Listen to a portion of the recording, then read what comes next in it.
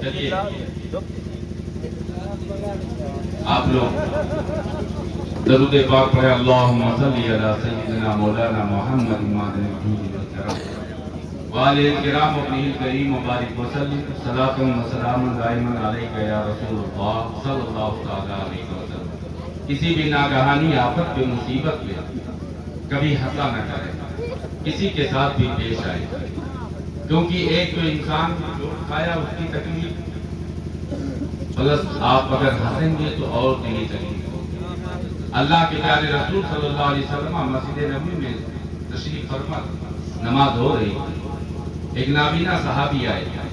کوئی بھی آفت و مصیبت تو کسی کے ساتھ کبھی بھی آ سکتی، حادثات آتے رہتے ہیں، اور یہ تو سرکار کا کرم ہے کہ کانٹا بھی چبھے اور اگر آپ صبر کریں تو اللہ تعالیٰ اس کانٹے کے چبھنے پر بھی آپ کو ثواب عطا فرماتا ہے۔ اس لیے ہم پڑھتے وہ تو نہایت سستا سودا بیچ رہے ہیں جنت کا، ہم مخلص کا مول چکائے، ہاتھ ہی اپنا خالی ہے۔ نماز ہو رہی تھی، ایک صحابی آتے ہیں، آنکھوں سے نابینا تھے، ٹھوکر لگتی ہے زمین پر آ جاتے ہیں۔ میں تو یہ کہوں گا کہ وہ صحابی رسول ہے، زمین نے ان کے قدموں کا، ان کے جسم کا بوسہ لیا، لیکن صحابہ کو بے اختیار شروع اسلام کا زمانہ تھا، ہنسی آ گئی۔ اللہ کے نبی نماز سے فارغ ہوئے، آپ نے فرمایا کہ جس نے ہنسا ہے وہ اپنی نماز بھی لوٹائے اور اپنا وضو بھی لوٹائے۔ آپ جب فقہ کا مسئلہ پڑھیں گے، علماء فقہ کے مسائل پڑھاتے ہیں تو وضو کے نواقض میں بیان کرتے ہیں، استنجا پاکانہ کا کرنا، ریح کا خروج، خون کا نکلنا،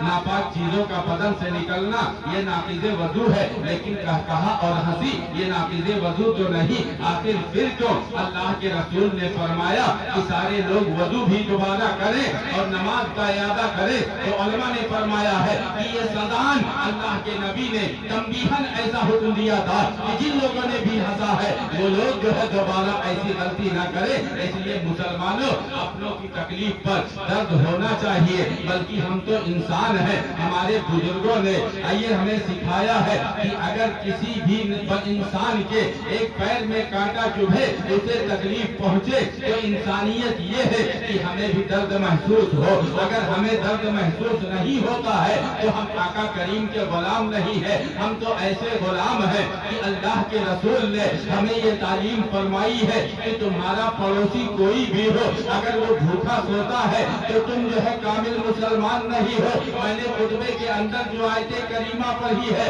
اللہ فرماتا ہے یا ایھا الذین آمنوا ادخلوا فی السلم کافہ، کہ اے ایمان والو اسلام میں مکمل طریقے سے داخل ہو جاؤ۔ فقط نماز پڑھ لینا، روزہ رکھ لینا یہی کافی نہیں ہے، بلکہ نبی کی تعلیمات پر کامل طریقے سے عمل کرنے کی کوشش کرنا یہ ایمان کامل کی نشانی ہے۔ ہم اس نبی کا کلمہ پڑھتے ہیں کہ جو آپ کے قصبہ سولی سے مسافر خانہ کا راستہ ہے، اس راستے پر اگر کوئی ایک چھوٹا سا کانٹا پڑا ہو، اللہ کے رسول فرماتے ہیں کہ اس راستے سے تکلیف دہ کانٹے کو ہٹا دینا یہ بھی باعث ثواب ہے۔ اللہ کے رسول نے یہ نہیں فرمایا ہے کہ جو راستہ مسلمانوں کی گزرگاہ ہو وہاں سے ہٹاؤ، بلکہ عام راستے سے تعلیم فرما کے آپ نے بتا دیا کہ وہ ہر عالم کی رحمت ہے، اسی عالم میں رہ جاتے، یہ ان کی مہربانی ہے کہ یہ عالم پسند آیا۔ نعرہ تکبیر،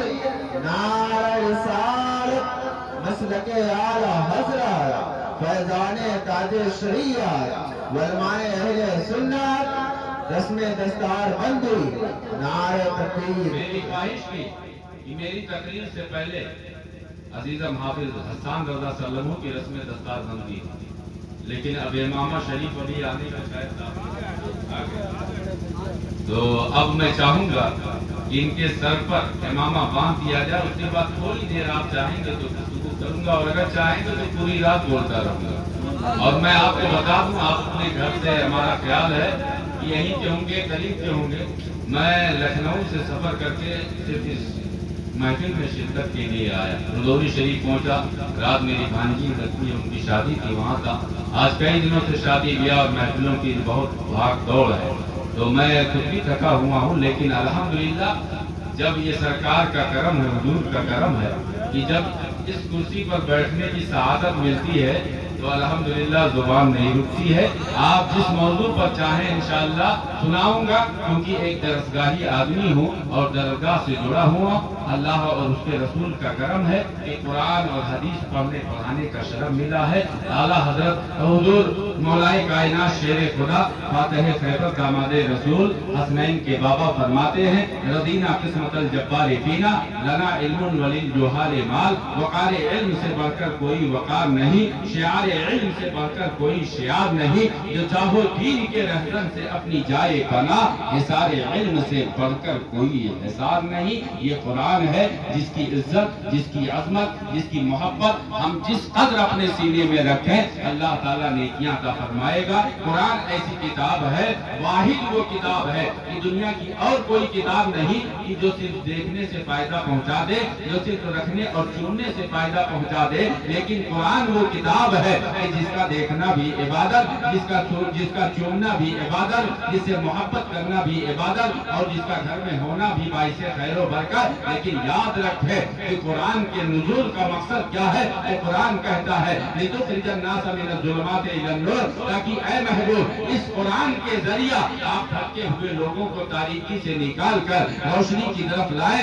اس لیے پتا چلا قرآن حفظ کرنا تو یہ تو شرف کی بات ہے، لیکن عالم دین بننا یہ کمال کی بات ہے. میں لائق مبارکباد سمجھتا ہوں ان تمامی علماء کو اور گلہائے تحسین پیش کرتا ہوں صاحب سجادہ خانقاہ تسلیمیہ حضرت حافظ تاج محمد صاحب قبلہ کو، کہ جن کی یہ خواہش ہوئی کہ میرا بیٹا مجھ سے بھی آگے جائے، اس لیے انہوں نے اپنے شہزادے کو عالم دین بنایا.